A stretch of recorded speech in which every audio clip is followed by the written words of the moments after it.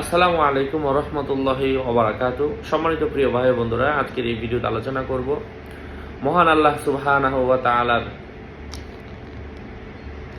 ৬২ নম্বর গুণবাচক নাম হচ্ছে আল হাইয়্যু। আল্লাহ তাআলার এই গুণবাচক নামটি বেশি পরিমাণের পড়লে বা লিখে এটা মিষ্টি আম্বর জাফরান দিয়ে লেখার পরে এটা ধুয়ে পান করলে সর্বপ্রকার রোগ থেকে মহান আল্লাহ সুবহানাহু ওয়া তাআলা তাকে আরোগ্য দান করেন। এই জন্য যদি রোগ হয়ে থাকে, কোনো অসুস্থতা থেকে থাকে, তো সেক্ষেত্রে অবশ্যই আল্লাহ তাআলার এই গুণবাচক নাম আল হাইয়্যু এটা বেশি বেশি পাঠ করবে। আল্লাহ তাআলা তাকে সর্বপ্রকার রোগ থেকে হেফাজত করবেন ইনশাআল্লাহ।